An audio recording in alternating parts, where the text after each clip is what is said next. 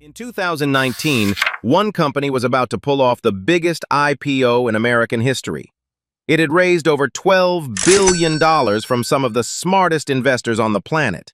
It had a valuation of $47 billion, and within 47 days, it nearly ceased to exist. This is the story of WeWork, the startup that didn't just fail, it became the greatest cautionary tale in the history of Silicon Valley. And when you understand exactly how it happened, you'll never look at startup culture the same way again. To understand how WeWork fell apart, you first need to understand why everyone believed in it. The year is 2010. A man named Adam Neumann, an Israeli immigrant with zero real estate experience, signs a lease on a floor of a building in New York City. He subdivides it, furnishes it, adds fast Wi-Fi, free coffee, and a community vibe that traditional offices never had. Then he rents individual desks to freelancers and small startups for a monthly fee. It sounds simple, almost obvious. But Neumann didn't just see a co-working space, he saw something else entirely. He called it a physical social network. He talked about elevating the world's consciousness. He said WeWork wasn't a real estate company, it was a technology company. And incredibly, Wall Street believed him. By 2014, WeWork was valued at $1.5 billion. By 2017, it crossed $20 billion. And in 2019, SoftBank, the Japanese tech investment giant, put WeWork's valuation at $47 billion. For context, that was more than the entire market cap of companies like Marriott, Hilton, or IHG, companies that had been in the hospitality business for over 50 years. So what exactly was WeWork selling that justified that number? The short answer? A story. A very, very expensive story. Here's how WeWork's business model actually worked. WeWork would sign a long-term lease on a building, typically 10 to 15 years, from a landlord. Then it would renovate the space, brand it, and rent it out to members on flexible short-term contracts, month to month in many cases. The pitch to members was compelling. Get a beautiful, amenity-rich office with zero long-term commitment. Scale up or down whenever you need. And the pitch to investors was even more compelling. We're not just a landlord, we're a platform. Think of us like Airbnb or Uber, an asset-light tech company that connects space with demand. But here's the problem that anyone with a basic understanding of business could see. WeWork had long-term liabilities, those 10 to 15-year leases, and short-term revenue, those month-to-month memberships. When times are good, that works. When times go bad, when a recession hits, when a pandemic strikes, when companies cancel memberships, WeWork still owes billions in rent to the landlord every single month. In financial terms, this is called a maturity mismatch, and it is one of the oldest, most well-documented risks in business. The company was not asset-light, it was the opposite.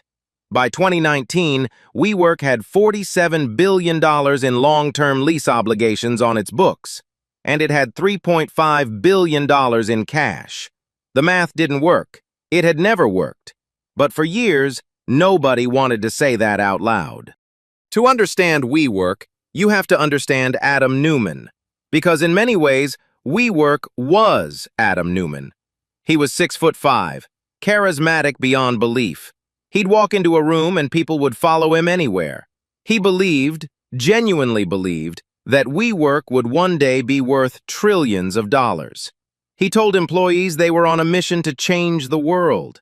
He held company events that felt more like music festivals than corporate retreats, complete with tequila shots and inspirational speeches. And investors loved it.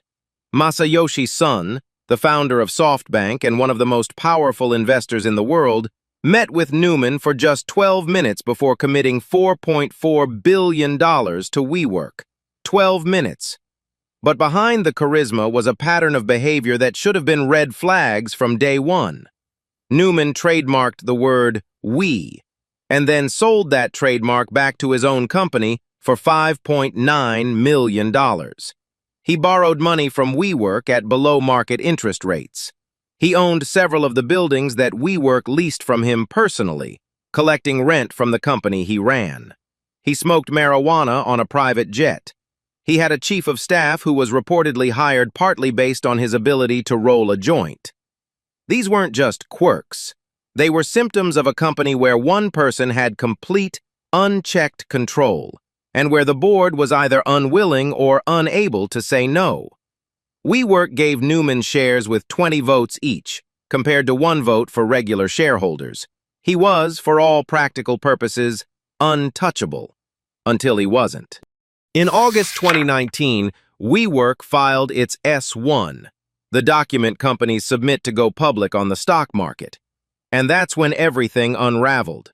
Because for the first time, the entire world could read WeWork's actual financials. What they found was stunning. In 2018, WeWork had revenue of $1.8 billion and losses of $1.9 billion. In other words, for every dollar WeWork made, it spent more than 2. The company had never been profitable, not even close. And this wasn't a startup burning cash to acquire users the way Amazon did in the 90s. WeWork was losing more money the bigger it got. The S-1 document also revealed the conflicts of interest, the trademark sale, the building leases, the loans. Financial journalists tore it apart. The Wall Street Journal ran story after story. The valuation that SoftBank had blessed at $47 billion began to collapse in real time. Within weeks, investors who were supposed to anchor the IPO started pulling out. By September 2019, just 47 days after that S-1 filing, WeWork had withdrawn its IPO entirely, and the board had forced Adam Neumann to resign as CEO. The man who had been worth $14 billion on paper just months earlier was out. But here's the darkest part of this story.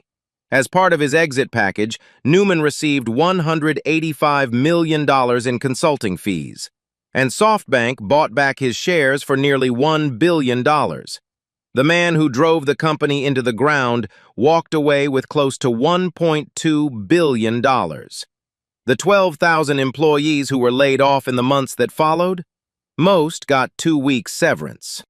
So what can we actually learn from WeWork's collapse?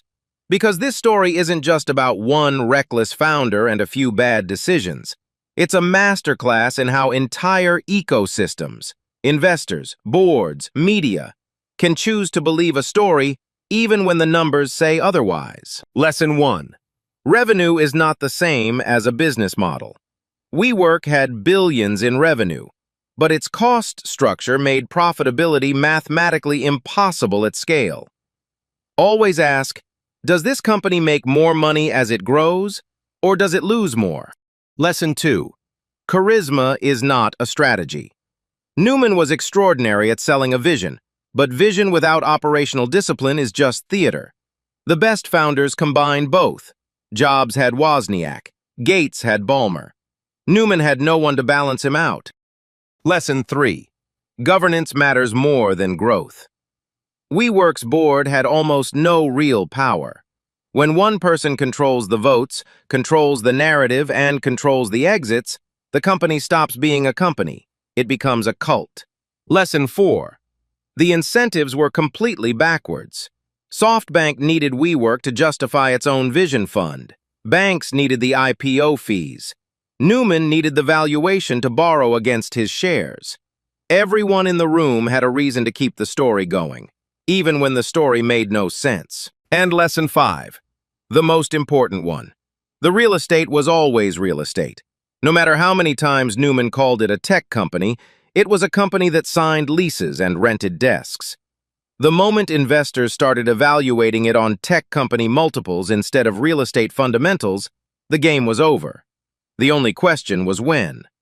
WeWork eventually did go public in 2021 through a SPAC deal at a valuation of just $9 billion, down from $47 billion.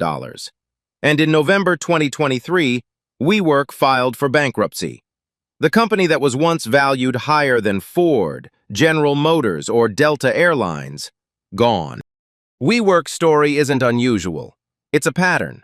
Theranos, FTX, Enron. The names change, the pattern doesn't. A charismatic founder, a compelling story, investors who want to believe, and a business model that only works if you never look too closely. The lesson isn't that ambition is dangerous. The lesson is that ambition without accountability is. If you want to understand the business stories that actually shape our world, subscribe. Every week we go inside the companies, the decisions, and the failures that most people never bother to explain properly. And if you want to see another collapse story, the next video is right here.